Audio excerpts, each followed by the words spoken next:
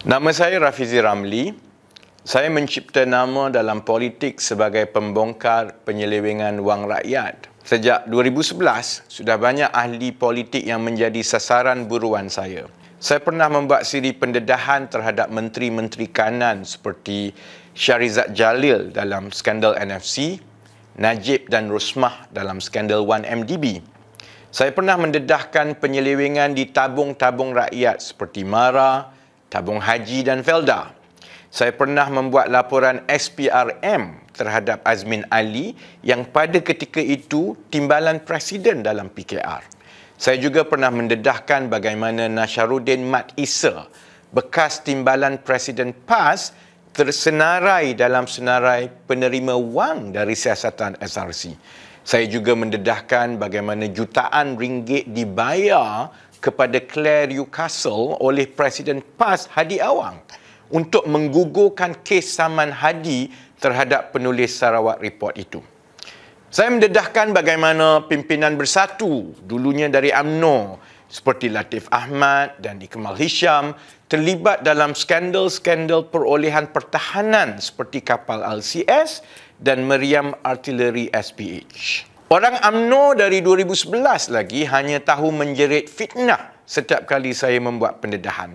Walaupun saya menang semua kes di mahkamah mengenai skandal-skandal ini.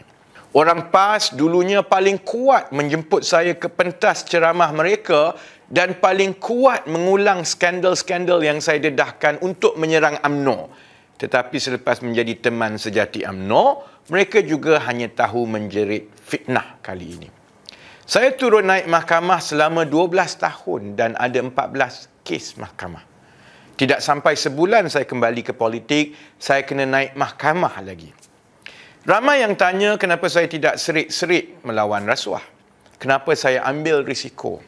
Saya bukan pernah dapat apa pun dari pendedahan-pendedahan yang saya buat selain dari tidur dalam lokap.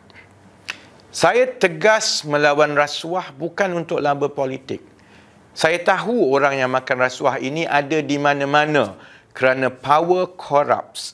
Absolute power corrupts absolutely. Saya benci rasuah kerana kesannya terlalu memusnahkan. Bukan sahaja wang rakyat yang sepatutnya digunakan untuk membantu rakyat hilang.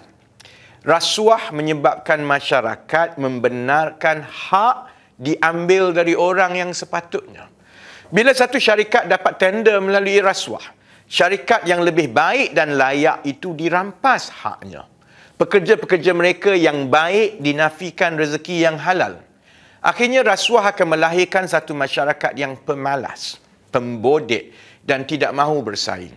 Kalau semua boleh diperolehi dengan merasuah, kenapa perlu berfikir dan bekerja kuat? Masyarakat begini tidak boleh hidup makmur. Yang digalakkan adalah pembodohan, bukan keyakinan berdikari. Keyakinan dengan kecerdikan dan akal. Yang subur budaya merampas dan mencuri. Yang mati budaya berlaku adil. Rasuah membunuh jati diri kita, keluarga kita dan masyarakat kita. Orang lain masuk politik demi cita-cita politik. Maka mereka tidak gemar membuat pendedahan kerana mereka mungkin hilang kelayakan bertanding dan tidak jadi menteri. Saya kembali ke politik kerana saya menganggap ini fardu kifayah. Saya manusia biasa yang tidak pernah cukup pahala. Ini usaha saya mencari sedikit pahala untuk akhirat. Kita ada peluang membersihkan negara kita dari barah rasuah. Barah ini membunuh masyarakat. Saya akan terus mainkan peranan saya. Saya ajak anda juga mainkan peranan anda di peti undi untuk membunuh rasuah.